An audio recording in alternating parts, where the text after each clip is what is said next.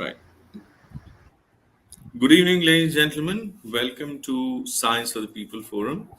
We are organizing this series of talks on the pressing issues of the hour, not only reflecting on our past, but looking ahead in future. And these talks are being organized in collaboration with F1000. So today's talk is a very special talk, and it has come to a very opportune moment where the world is twisting and turning in several different directions, and we're still trying to find our way and our place in it. Today's talk is about what do women mean for the future of science in India, and we're very grateful and happy to welcome Dr. Archana Sharma, who's a principal scientist at CERN. She's also the senior advisor there. She is among the top women leaders in science today. She is among the top people who actually have made difference in lives of people and in science. And on the other side, we have Diksha Avasthi, who is representing F1000 today. She's an assistant manager and of business liaison for F1000, which is part of the Taylor and Francis Group. And prior to F1000, Diksha has worked in education sector, and she was a Fulbright fellow at the University of Utah. We have Pranav Dwivedi, who is also representing the Science for the People Forum, and he's an analyst and an advisor to the organization. So, thank you so much, Dr. Sharma, for agreeing to deliver this talk at this opportune hour. Thank you, Diksha, for joining in. I would like to ask you for the starters, and then Diksha will take over. Is Ma'am, as a woman scientist working in the field of mega science projects, and as we know that mega science has taken up a huge space in the global posture of science as of today. So, as a woman scientist who's working in the field of mega science projects, what do you think about the power structure of science across the world? First of all, thank you very much for this opportunity to be here with you all and your concern for how gender equality needs to be seen and that science should be democratized. And also, thank you very much for the generous introduction. I don't think that I have done anything special.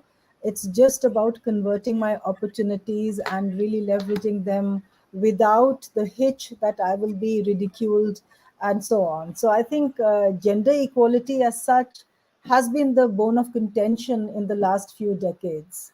That said, women as such are grossly underrepresented in science, technology, and engineering. There are so few of us, and if anybody dons a helmet and wears a blue suit to be working on the field, they are really ridiculed. I remember my days in the Delhi University when I was studying particle physics. It was such a nebulous concept, and everyone, or I shouldn't say everyone, but most people would just imagine क्या झोला लटका के physics पढ़ने चली है, इनको ही Nobel prize मिलने वाला है, so it was like the typical actively discouraging attitudes. However, I'm very fortunate that I've had these opportunities and mega science projects that are really very, very high budget global experiments involving thousands of scientists that have made a big difference in fundamental breakthroughs in science.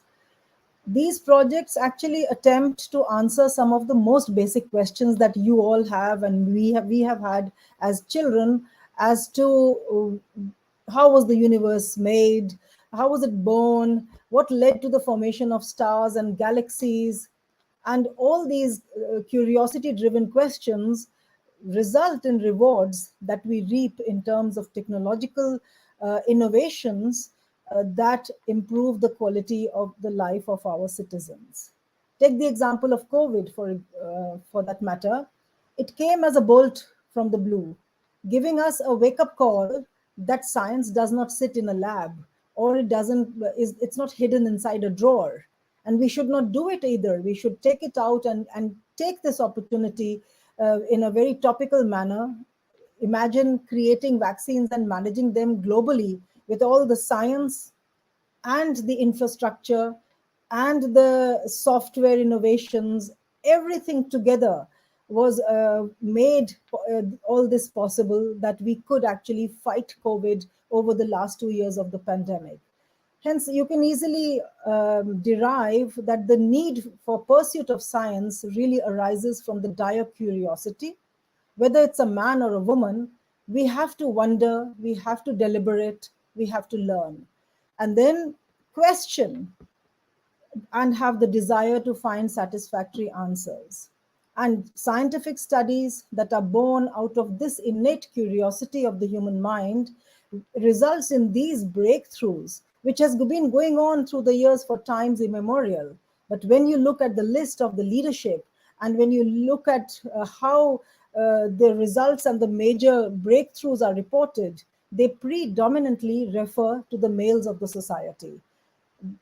Hence, I can easily conclude that we forget and we dilute the contributions of the very few women in this vast field of science and technology, who really need to be given their due and bring them to the fore in such a way that we can be extremely inclusive in the future.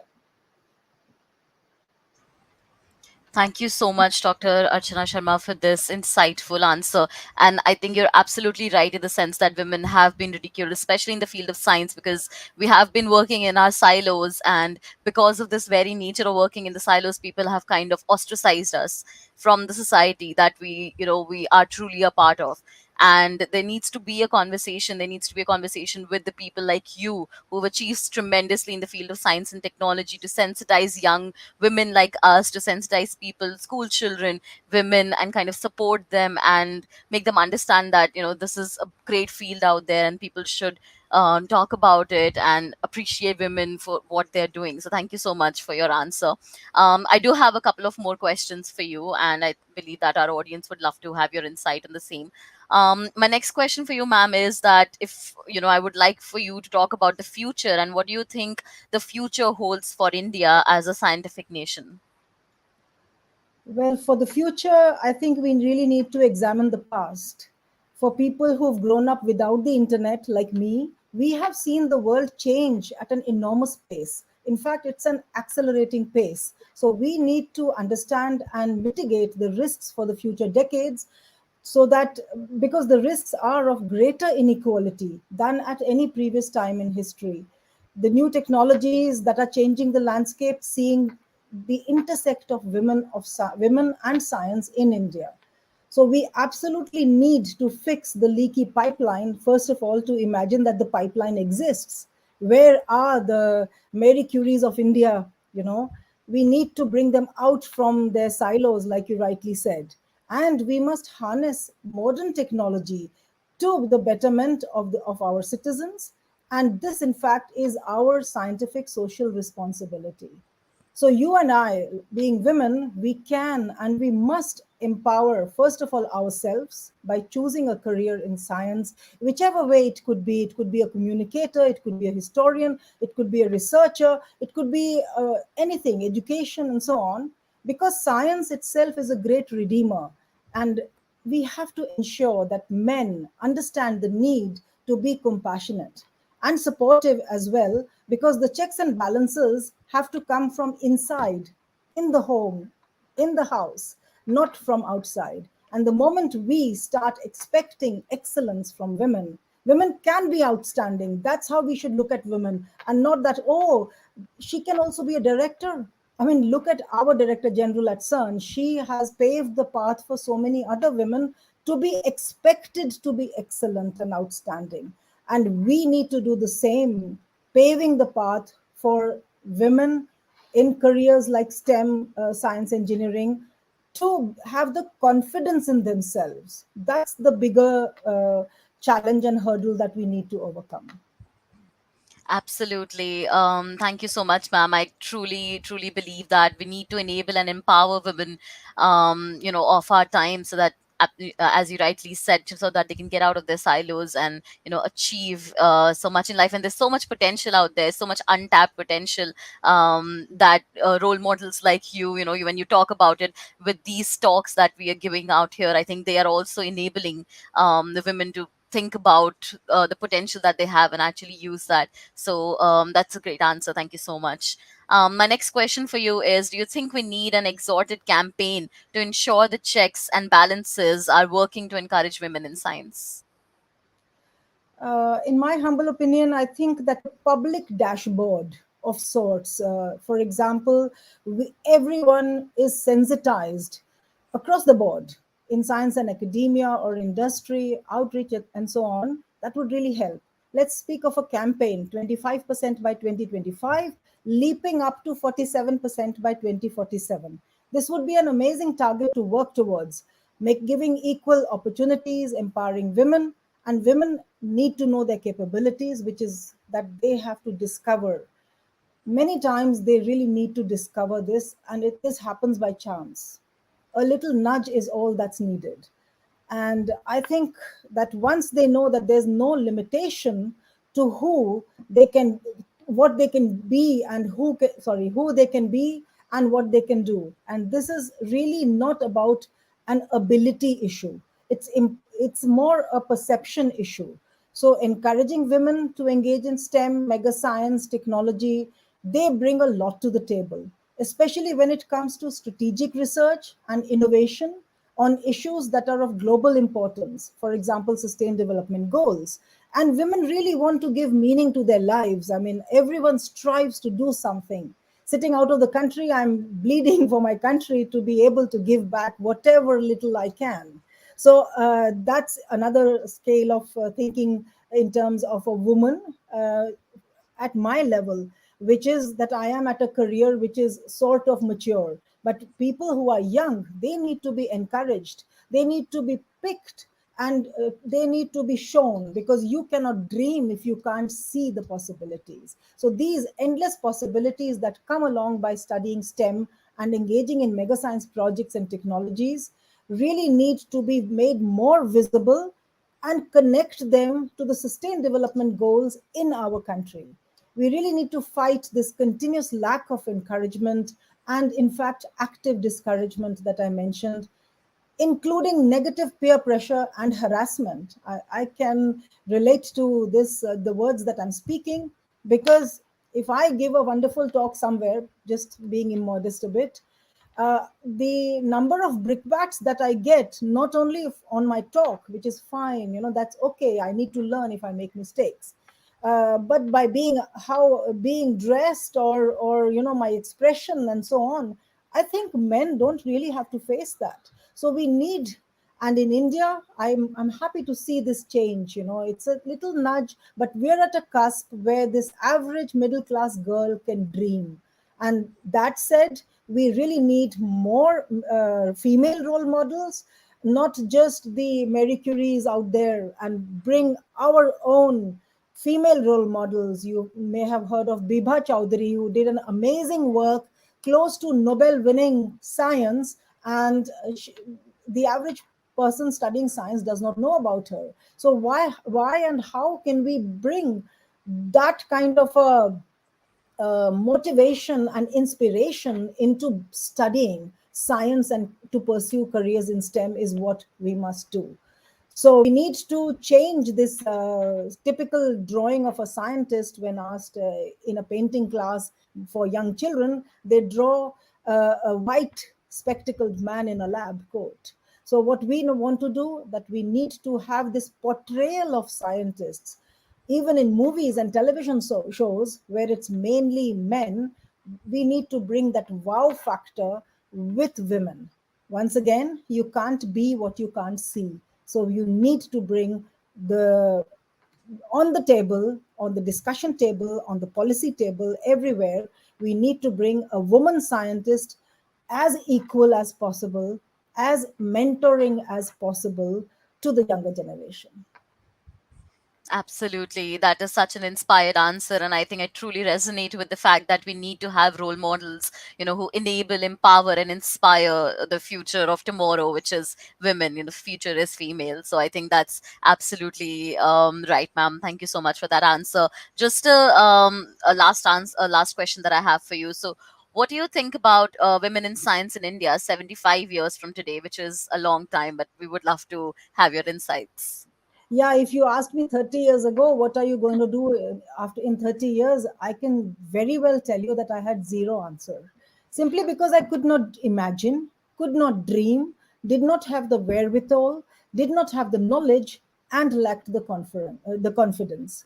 So I think it's extremely important to imagine and dream together. My life moved because I saw a few things, and it was really like a straw floating in an ocean. I saw some things out there which enticed me into working in the field where I am, and that was such a small, let's say, indicator.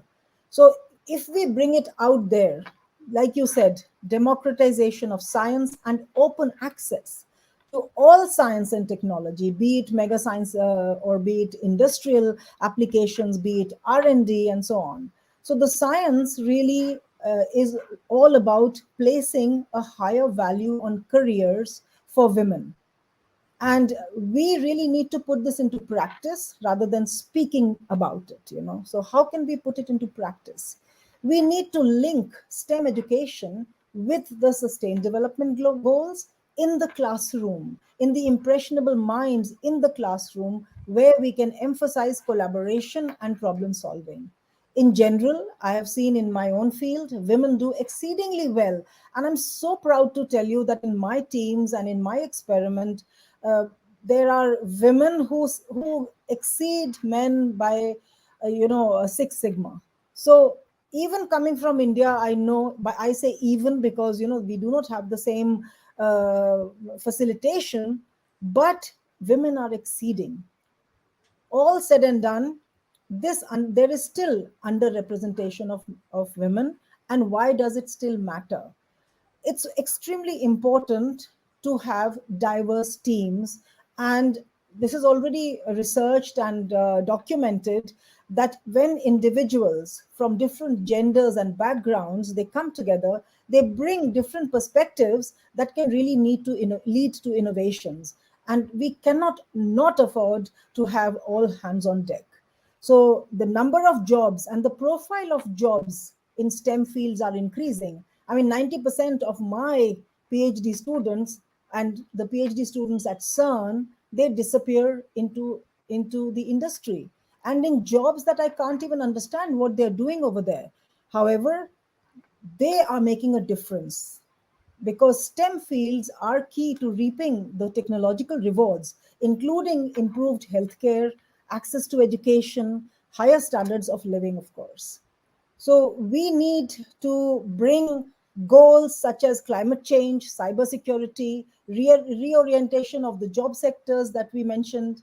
I might just want to digress a bit on the WWW that was invented at CERN.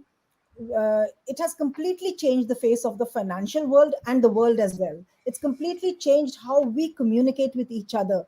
The psychology and sociologies have changed on how business is done in the world. And it is absolutely imperative that women reap these benefits, and they are involved. They own finding the solutions and the solutions themselves. So here is a dream for us, for all of us, in fact.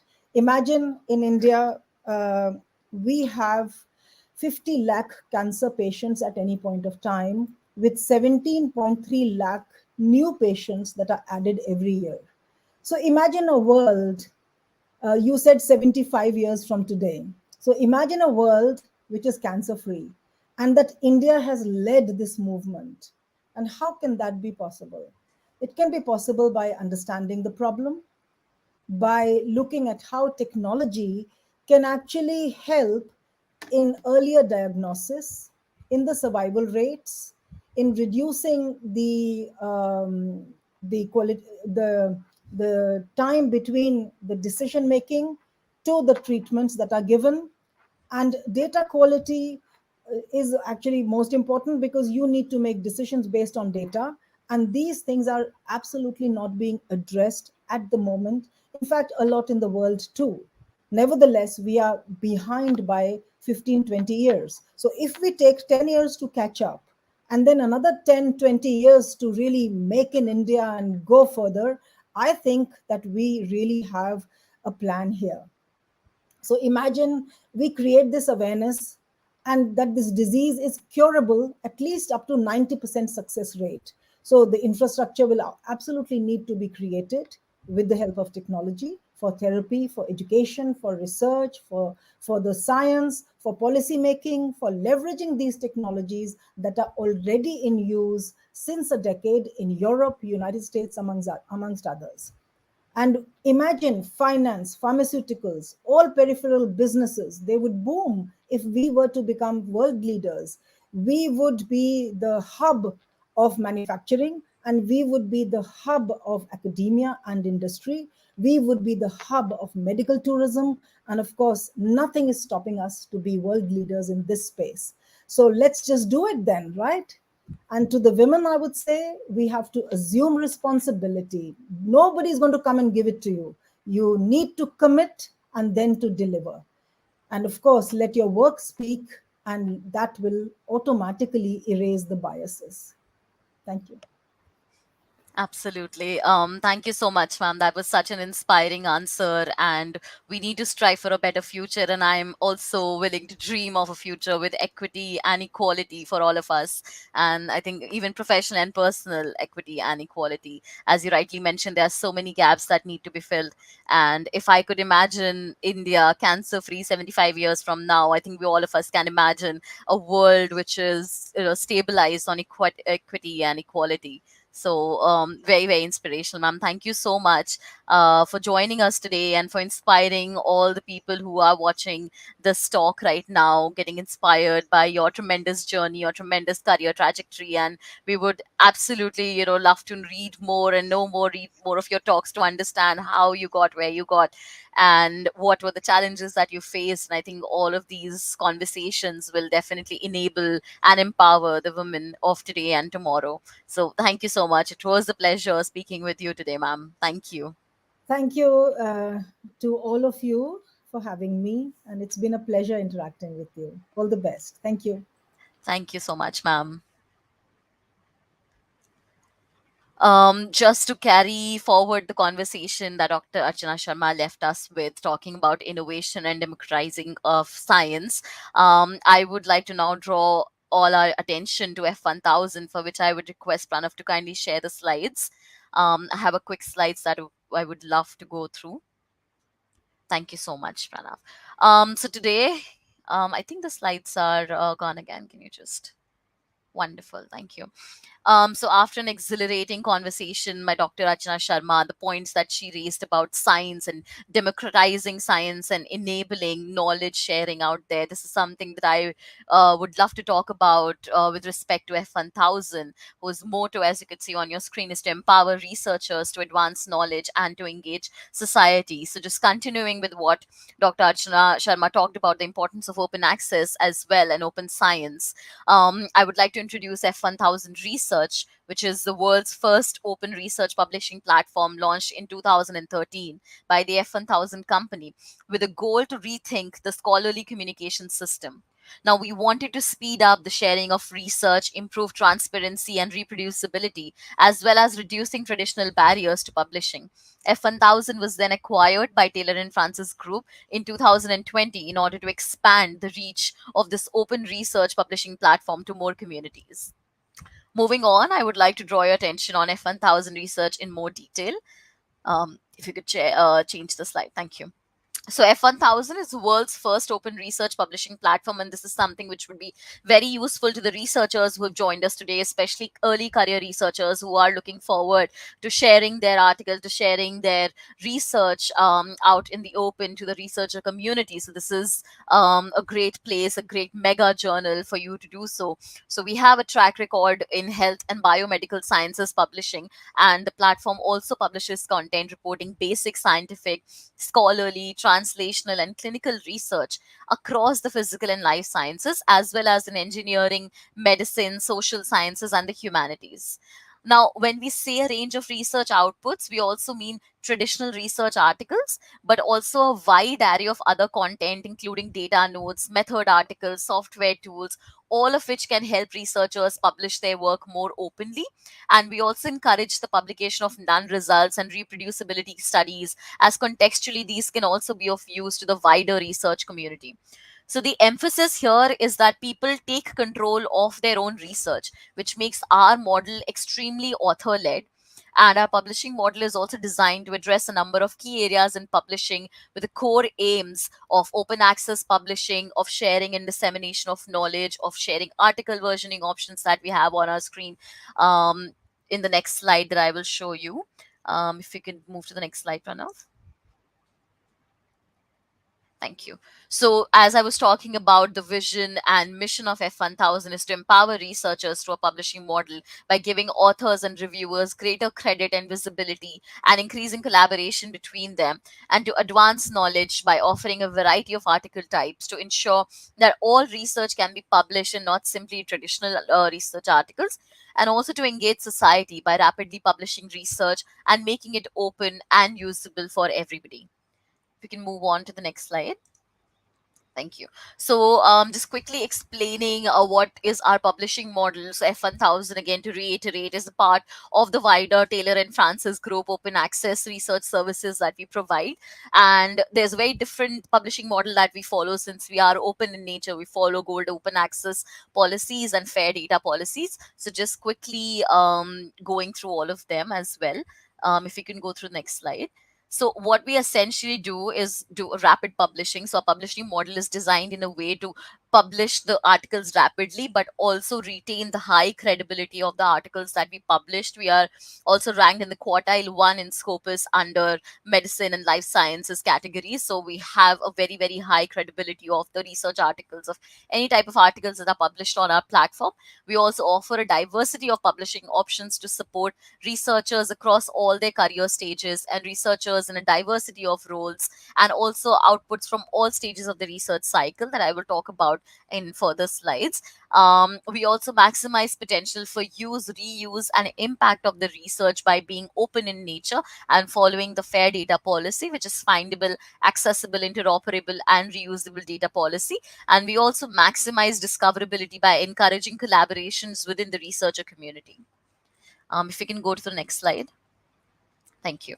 So, a very, very important thing is how we function, what our publishing model looks like. So, we refer to our publishing model as beyond open access. Now, that's because open access is the foundation block and the end point, and anything we publish will have a creative CC BY license, which means that it's openly accessible to all. But when we say that we are beyond this, we really want to open up as much of the publishing and research process we can, with the core aim of maximizing the use and potential of the research. Now, the publishing model that I will detail here applies to any peer reviewed article submitted to our portal. Whenever a paper is submitted to F1000 Research, it is checked by our in house editorial team for suitability and eligibility. Pranav, can you go to the previous slide? Yes, this is the one that I'm talking about. Apologies for that. So, assuming the article has passed these criteria, it is sent to our typesetters and can be published online in as little as 2 weeks. Now, at this point, the paper is published but not yet peer reviewed. Now, this is one way that we differ from traditional journals, which typically do peer review and then publish. Now, we reverse this. The published article is clearly marked as awaiting peer review, as you can see on your screen, but it will already be assigned a DOI, is immediately available to the wider community to be read and cited, and is indexed to the Google Scholar. Now, upon publication, the peer review stage is initiated. This process is led by the authors, so they propose reviewers or can seek reviewers suggested by our system as long as they meet our criteria. Now, our editorial team also ensures that there are no conflicts of interest between the authors and the reviewers, and any reviewer report that we receive are published online alongside the reviewers' names and affiliations. Now, because the article has already been published, the reviewers are asked to only focus on technical aspects and soundness of the paper rather than any subjective assessment. The reviewers also provide a written report as well as selecting one of the three statuses that are on your screen: approved, approved with reservations, and not approved. The authors can then choose to revise their paper and responding to the reviewer comments with any new versions, as I was talking about earlier, the concept of article versioning. So, any new version or any subsequent versions of the article will also be published and sent back to the reviewers if necessary for any further comments. And a most important thing, in order for an article to pass peer review and be sent to the relevant indexers, now F1000 is indexed across all major indexers: PubMed, Scopus, MBAS, and all the other major indexers. So it's important for all of us to understand that for an article to pass peer review and be sent to relevant indexers and repositories, a paper either needs to have two approved statuses. So two reviewers need to approve the paper, or it needs one approved and two approved with reservation statuses, as you can see with the tick mark, the cross, and the question marks. These are our peer review criteria, and only once the peer review stage is passed, only then the article is indexed to all the relevant indexers. Moving ahead to the next slide, please. Thank you. So here you can see the diversity of the peer-reviewed article options that we offer. So earlier I was talking about the publishing process that we follow at F1000 Research platform. But another unique aspect and USP of our model is that we support publication of a diversity of peer-reviewed article options. Now the idea here is that we want to open up the research process by enabling a range of different publication types. Now this is an addition to the standard articles like the research essay. The aim here is to support the use, reuse, and reproducibility of research. We also found that a number of these article types have been really great with early career researchers, as it helps them build a profile and get the credit for their contribution to the research project, whether it is to design a methodology or data analysis or any research software that they may have contributed to. So as you can see on your screen, we have a multitude of peer-reviewed article options for the researchers to publish in. Moving to the next slide. Thank you. So, in addition to those peer-reviewed article types, we also support publication of non-peer-reviewed research output that consists of documents, posters, slides, technical reports, fact sheets, policy guidelines, training materials, and impact reports. So now we recognize the importance of these research outputs, and we elevate the status and discoverability of these outputs, which might otherwise just be on the individual researcher's website and not easily findable or usable. Now, how we approach these is that we apply professional publishing services. We won't put them for peer review, but they will be published with an open access license. They will have a DOI so that they are citable, and they also have the same article usage metrics as any peer reviewed article. So you can see the number of download citations and share it with your research community. They will also have a commenting functionality like the peer reviewed articles do. And this is very much in line with DORA, for example, which focuses on shifting to a more holistic view of research outputs, which is essentially what we are trying to do as well. Moving on to the next slide, please. Thank you. So here on your screen, you can see that the articles published on F1000 Research provide these article level metrics to track its reception in the research community. Again, this is very important so you can analyze how much outreach your article has actually done. So here you can see that on F1000 Research, how many views are there? More than 5,000 views and more than 600 downloads. And it's also indexed in all the major indexers. And PubMed, you can see that more than 18,000 views and more than 1,000 downloads. So these are various levels of article metrics that our platform provides and are very easily accessible to anyone who is viewing the research, since it's an open access model. Moving on to the next slide. So here, just to highlight some of the key elements of F1000 publishing model that I was talking about initially, we offer rapid publication of articles and post-publication peer review process, which is essentially open in nature and transparent and invited, as mentioned on the next point. And we offer a diverse article options to support all parts of the research journey, as I had previously talked about. We also offer fair data. We subscribe by the fair data policy, which essentially means that we want to have the data as open as possible and as closed as necessary. We also offer article versioning and support the dissemination of research. Now, here, as Dr. Archana Sharma was talking about democratizing science and research, and we very much support the idea of knowledge dissemination based on the soundness of science and maximizing the potential for use and reuse of research is essentially what our vision also entails. Moving ahead to the second part of the presentation. So, quickly going to talk about working in partnership. So, F1000 works with research organizations around the globe to provide tailored open research publishing solutions for funders, institutions, and learned societies. If I could move to the next slide and the next slide. Thank you. So here is a snapshot of some of our partners that we are currently working with. So we are partnered with the European Commission, with Bill and Melinda Gates Foundation, Emerald Publishing, Wellcome Trust. We also have a gateway with the Manipal Academy of Higher Education and many such other organizations, societies, and funders that are associated with us to disseminate knowledge, who support open access and open science movement that are part of. If we can move to the next example. Thank you. Just the next slide. Great. Thank you. So we have two options in which we collaborate with institutions and partner with universities as well. So the first option is the gateway, as you can see on your screen. So essentially what a gateway is a content hub on F1000 Research. It's a way to link together articles on our existing platform. So here you can see an example of the International Decision Support Initiative Gateway, which is hosted on F1000 Research. That is one of the options that we offer. And if you could move to the next slide. So this is how the thematic content of a gateway looks like. So it's highly customizable as per the brand requirements. You can see how it breaks down into peer-reviewed article types and other research outputs. So you have the peer and non-peer reviewed content collated together. All the amalgamated research collated together. You can also divide it as per the themes and topics or strategies, for example, conference working, news updates, and more. And there's also a sign button where you can share your gateway with the wider community to collaborate with the researcher community out there. Um, and if you could go to the next slide, please.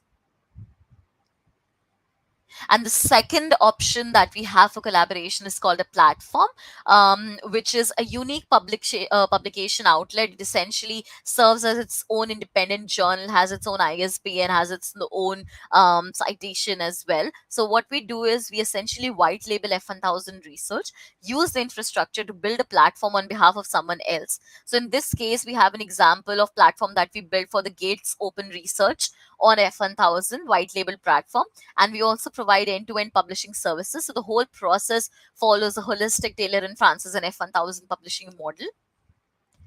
If you can move to the next slide. Um, Thank you. So just to give you a few examples of the platforms that we've built on behalf of our partners. So this is for the Wellcome Open Research. They were launched in 2016. It's still the #1 publishing destination for Wellcome funded researchers. And there has been a high demand for novel peer-reviewed article types. In terms of the speed, the median time from submission to publication is 25 days. And the median time to passing peer review is 94 days. But these stats vary from platform to platform, and these statistics is pertaining to the Wellcome Open Research, which is extremely speedy as compared to the traditional journal. Publishing takes up to a year for an article to go through the peer review process and then eventually be published. If you can go to the next slide. Thank you. Sorry, the one before that. Yes. So this is again an example of the Open Research Europe. This is a platform that we built for the European Commission. It was launched in March 2021 for all Horizon 2020 and Horizon Europe grant beneficiaries. It covers all disciplines. So we are an interdisciplinary platform and also a flexible solution which can be expanded to additional partners in future. And if you can go to the last slide.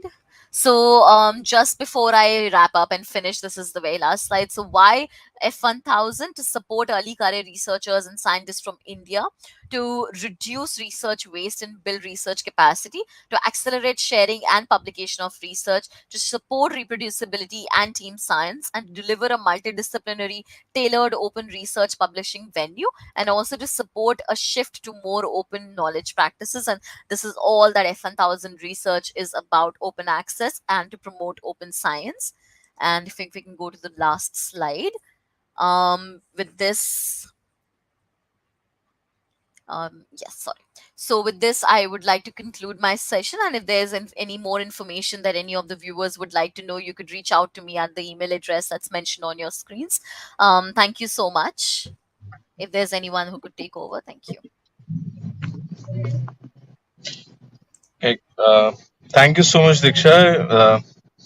Uh, Going back to Dr. Archana's talk, I think there's a lot that was taken up, and I think that she made a wonderful point in making that precisely that the equity needs to start from home, and then we need to ensure that these kind of practices begin from our closest vicinities.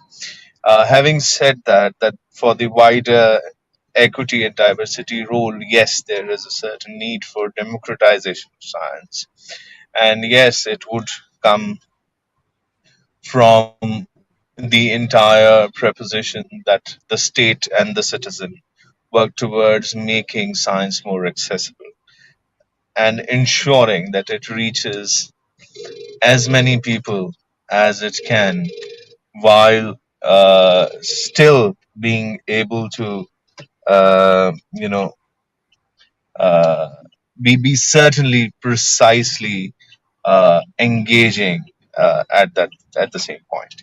Thank you so much, Diksha, and I would like again thank Dr. Archana Sharma, who's not here right now, for the wonderful talk. Thank you.